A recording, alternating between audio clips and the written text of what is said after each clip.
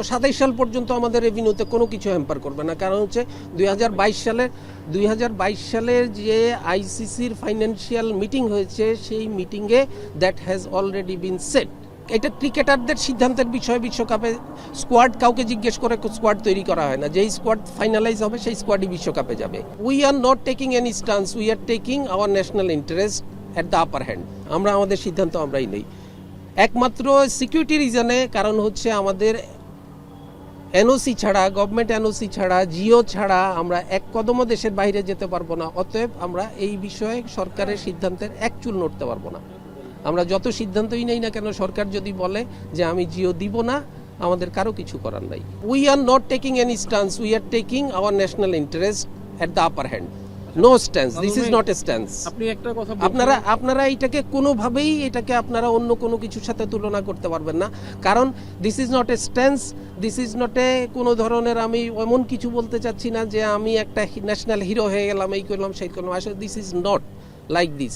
এইটা বিষয়টা হচ্ছে যে আমাকে আমার দেশের ইন্টারেস্টকে আমাকে সর্বাগ্রে নিতে হবে। দেশের ইন্টারেস্ট কি জিনিস? আমার দেশের নিরাপত্তা।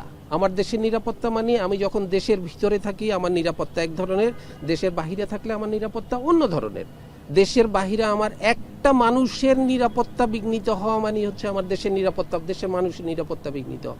আমাদের এক মুস্তাফিজকে তারা যেইভাবে হিউমিলেট করে আমাদেরকে বের করে দিল, তারপরে ওরা একের পর এক প্রোপাগান্ডা চালায়, বিভিন্নভাবে তারা প্রোপাগান্ডা চালালো যে এই না করলে এরা দেশ না, এদের কোনোভাবেই কিছু হবে না। তো তারপরে আমরা কোনোভাবেই আমরা ওদের পুরা একটা মুস্তাফিজের জন্য যদি আমরা না করতে পারি, নিশ্চয়তা আমরা না পাই। আপনারা চিন্তা করতে পারেন যে আমাদের এই এত খেলোয়াড়রা সবাই যাওয়ার পরে কারো একজনের গায়ে যদি কোনো একটা পড়ে, তখন আপনারাই তো আমরা মানে একসাথে পড়বেন যে দেশ কি করলো, ক্রিকেট বোর্ড কি করলো, এত নিরাপত্তা চিন্তা ভাবনা না করে আমাদেরকে ওদেরকে কেন পাঠায় দিল। তখন আপনারাই বলবেন। আজকে যেই আপনারা ওদের পক্ষে কথা বলতেছেন, তখন এরপরে আপনারা আবারও ওদের অন্য পক্ষ নিয়ে তখন বিসিবিকে আবার আপনারা আঘাত করবেন, কারণ কেন পাঠালো। অনেকে ফাইন্যান্সিয়াল বিষয়গুলো নিয়ে অনেক ধোঁয়াশা তৈরি করতেছেন। একটা বিষয় হচ্ছে এখানে দুইটা পার্ট। আমি এমনও শুনেছি আপনাদের ভিতরেই বিভিন্নভাবে কথাবার্তা হচ্ছে যে আইসিসি থেকে আমরা $27 মিলিয়ন পাই। আইসিসি থেকে আমরা $27 মিলিয়ন পাই না, আইসিসি থেকে আমরা $20.4 মিলিয়ন পাই প্রতি বছর। ঠিক আছে, তারপরে হচ্ছে একটা $4 মিলিয়ন একটা ওদের কাছে থাকে, একটা রিজার্ভ মানি থাকে, যেই রিজার্ভ মানিটা ওরা 3-4 বছর পরে পরে কারো যদি কোনো ধরনের অ্যাডজাস্টমেন্ট থাকে, বিভিন্ন রকম থাকে, ওটা পরে একসাথে ওরা রিইম্বার্স করে। এবং আমাদের যতক্ষণ পর্যন্ত আমরা ওটা না পাচ্ছি, এটা শুধু আমাদের জন্য না, প্রতিটা কান্ট্রির জন্য এই অ্যামাউন্টটা সেম। এই $4 মিলিয়ন, কেউ যদি $30 মিলিয়ন পেয়ে থাকে তাহলে তার সাথে আপনি $4 মিলিয়ন যোগ করবেন। কেউ যদি $100 মিলিয়ন পেয়ে থাকে তাহলে তার সাথে $104 মিলিয়ন যোগ করবেন। ওই $4 মিলিয়ন সবসময় আইসিসির কাছে রিজার্ভ থেকে যায়, যেই রিজার্ভটা ওরা 3-4 বছর পরে পরে একবার কারোর সাথে কোনো ধরনের লেনদেন আছে কিনা আছে কিনা সেগুলো অ্যাডজাস্ট করে তারা একসাথে ওটাকে রিইম্বার্স করে। আমাদের কোনো ব্যাখ্যা নাই, কারণ হচ্ছে এই প্রশ্নের উত্তর প্রশ্নটা তুলতেই পারবে না। না, কারণ হচ্ছে যে আমরা যে ওদের পিছিয়ে এত খরচ করতেছি, বিভিন্ন জায়গায় গিয়ে ওরা কিছুই করতে পারতেছে না।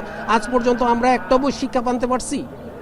কোনো একটা জায়গায় আমরা কতটুকু কি করতে পারছি? আমরা তাহলে তো প্রত্যেকবারই আমরা বলতে পারি যে তোমরা খেলতে পারো না, তোমাদের পিছে যা খরচ করছি এটার এবার তোমাদের কাছ থেকে আমরা নিতে থাকি। যেই ছেলেটা খেলতে যেতে পারে নাই, সে যে ক্ষতিগ্রস্ত হচ্ছে, তাকে যে সিলেকশন হয় নাই, না এটা হয়তো ভবিষ্যতে এই ধরনের চিন্তা হতে পারে, এই ধরনের পারফরমেন্স বেস চিন্তা ভাবনা। যেহেতু এটা আমার একার সিদ্ধান্ত হতে পারে না, এটা বোর্ডের সিদ্ধান্ত হবে, এটা বোর্ড ডিসাইড করবে।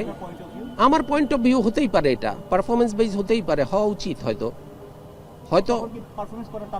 পারফরমেন্স করার ধারণাটা ডেফিনেটলি বাড়বে। তার কারণ হচ্ছে যে আপনার সবসময় আপনার কাছে ক্যারট থাকবে, আপনার পিছে ইয়ার্ড থাকবে না, তাহলে তো আপনি করতে পারবেন না। তাহলে carrot and yard it has to come parallelly. তো আমাদের এখানে হয়তো এমন আছে, আমি বললাম যে এই সিদ্ধান্ত আমার না, এটা বোর্ডের সিদ্ধান্ত। যেহেতু এরকম কথা আসতেছে সামনের দিকে, হতেও পারে বোর্ড যদি সিদ্ধান্ত নেয় পারফরমেন্স বেস সিদ্ধান্ত নিবে, তখন বোর্ড সিদ্ধান্ত নিবে। এনওসি ছাড়া, গভর্নমেন্ট এনওসি ছাড়া, জিও ছাড়া আমরা এক কদমও দেশের বাইরে যেতে পারবো না। অতএব আমরা এই বিষয়ে সরকারের সিদ্ধান্তের এক চুল নড়তে পারবো না। আমরা যত সিদ্ধান্তই নেই না কেন, সরকার যদি বলে যে আমি জিও দিব না, আমাদের কারো কিছু করার নাই। প্রশ্নই আসে না। আমাদের সিদ্ধান্ত আমরা নিচ্ছি, আমরা বোর্ড চালাচ্ছি, আমাদের 25টা ডাইরেক্টর যে আমরা আমাদের সিদ্ধান্ত প্রয়োজনে, যেখানে this is a independent board, আমাদের যাবতীয় সিদ্ধান্ত আমরাই নিচ্ছি। এখন যে আপনারা যেভাবেই বলেন না কেন, এটা মানে আপনাদের স্পেকুলেশন হতে পারে। আমি কখনো বলি নাই আমরা বিশ্বকাপ খেলবো না, আমি কখনোই তো বলি নাই। আমি মানে কি, আমাদের বোর্ড কখনো বলে নাই, আমাদের দেশ কখনো বলে নাই আমরা বিশ্বকাপ খেলবো না। আমরা বিশ্বকাপ খেলার জন্য মুখায় আছি।